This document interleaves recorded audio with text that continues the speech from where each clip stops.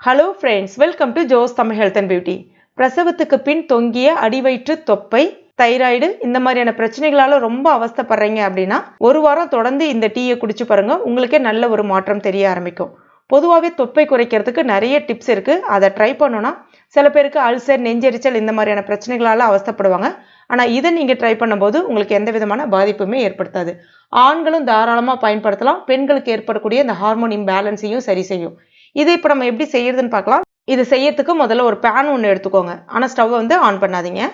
1 teaspoon இல்லைன்னா 2 teaspoon கூட தனியா சேர்க்கலாம். தைராய்டுனால ரொம்ப அவஸ்தைப்படுறீங்க அப்படின்னா தாராளமாக நீங்கள் 2 டீஸ்பூன் கூட சேர்த்துக்கலாம்.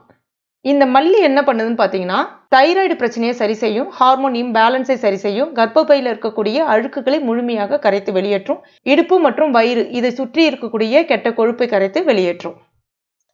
அடுத்ததா 2 டீஸ்பூன் ஓமம். ஓமம் வயிறு சம்பந்தமான பிரச்சனை, அஜீரண கோளாறை சரி செய்யும், வாயு தொந்தரவை சரி செய்யும்.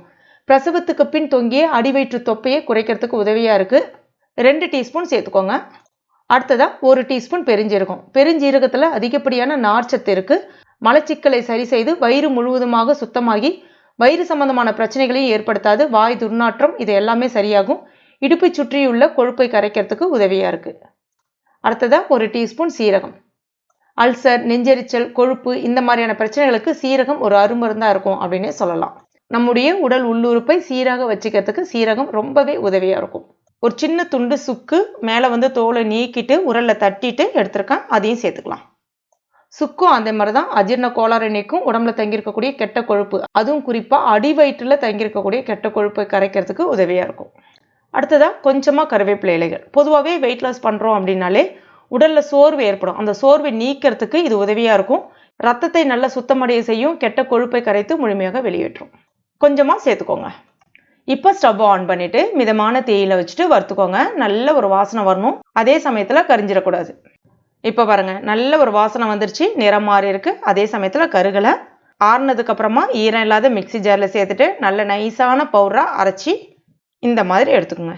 இதை ஈரம் இல்லாத ஒரு ஏர்டைட் கண்டெய்னரில் ஸ்டோர் பண்ணிக்கலாம். 2 மாதம் வரைக்கும் கெட்டு போகாமல் இருக்கும். வெளியிலே வச்சு பயன்படுத்தலாம். இதை பயன்படுத்தி ஒரு டீ ஒன்று ரெடி பண்ணுவோம்.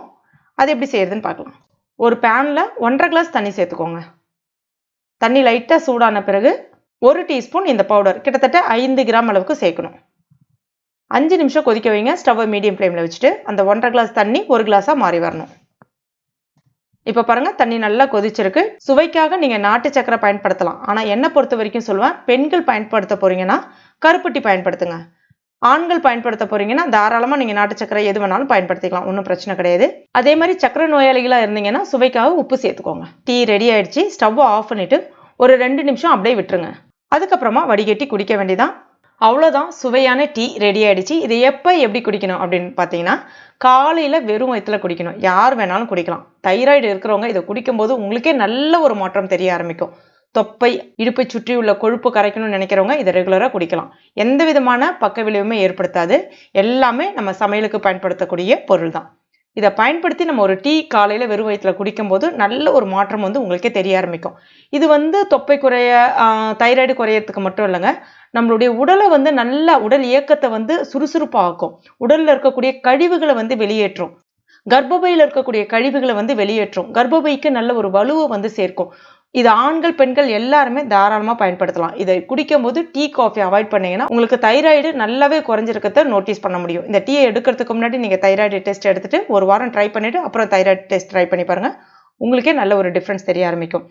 அதே மாதிரி தான் நீங்கள் வெயிட் லாஸ் பண்ணணும்னு நினைக்கிறவங்களும் இதை டீ எடுக்கிறதுக்கு முன்னாடி வெயிட்டை செக் பண்ணிக்கோங்க. 1 வாரம் ட்ரை பண்ணிட்டு அதுக்கப்புறமா வெயிட்டை மறுபடியும் செக் பண்ணி பாருங்க.